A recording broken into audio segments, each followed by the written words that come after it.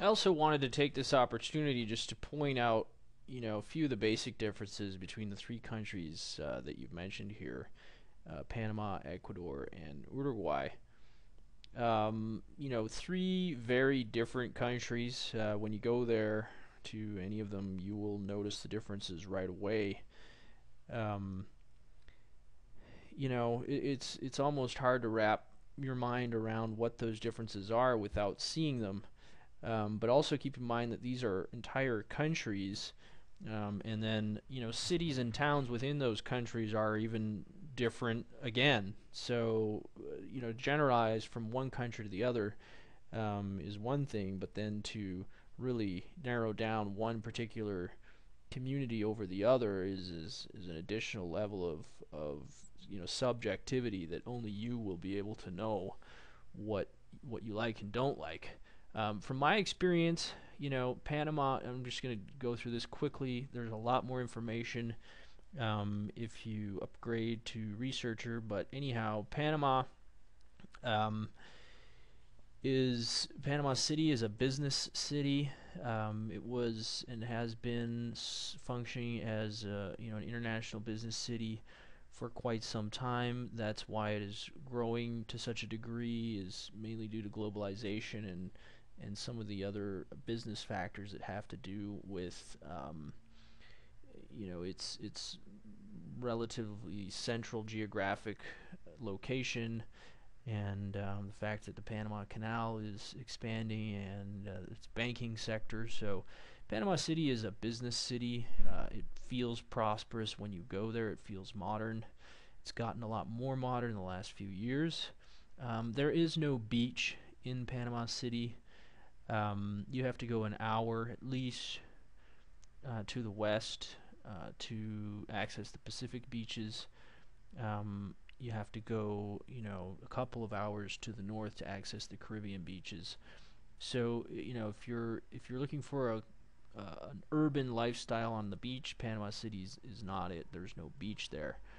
Um, Panama outside of Panama City feels like a very much more of a farming based uh, environment. It's much more laid back. It's sparsely populated. There are smaller towns. None of them feel very rushed. Some of those smaller towns are growing, but for the most part, it feels very rural once you leave the city. And so that's where you're going to get, the friendly locals, the lower cost of goods and services, and in some cases, cheaper real estate prices. Ecuador, is a completely different situation altogether. First of all, Ecuador has a much, much larger population. They have a huge percentage of their population up in the Andes, which is very high up, and offers a cool year-round climate, which is nice. Um, there's a huge indigenous influence in Ecuador. Certainly, the majority of the population would be considered indigenous, whereas in Panama, it's not. It's primarily um, mestizo, which is just a mix of everything. Um, in Ecuador, there's a huge difference between the coastal and the highland infrastructure and culture. So Ecuador, I find, is more, you know, especially in the Andes, more nature oriented. It's not all about business like it is in Panama. Um, it's a people are more into socializing and community gatherings, and there's a lot of agriculture based uh, businesses going on the coast. It's fairly undeveloped. It's extremely affordable right now on the coast of Ecuador in terms of real estate prices. But the trade-off is relatively, the roads aren't as good as they would be in Panama. I think the crime rate is higher on the coast of Ecuador than it would be in Panama. Um, the quality of the infrastructure in terms of the drinking water, in terms of the food, cleanliness, all of the things that come with a slightly more first world feel to it. I think Ecuador just feels less developed, and it is, and it's developing. It's definitely moving in the right direction. Uruguay, I would say, is much more developed in many ways than Ecuador.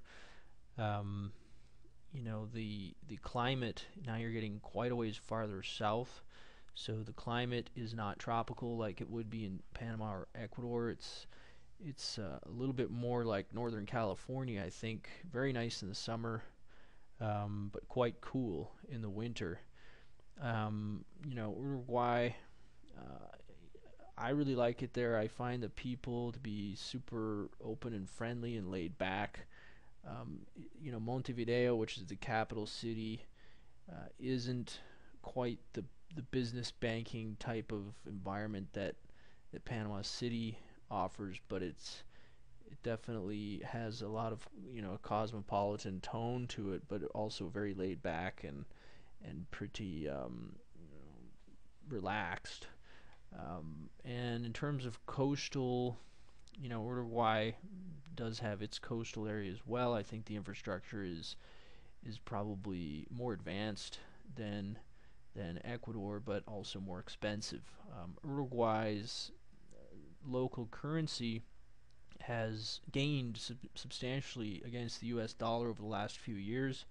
It's following along the lines of the Brazilian currency, so that has led to some slightly, I think, higher cost of living for anyone basing themselves in U.S. dollars.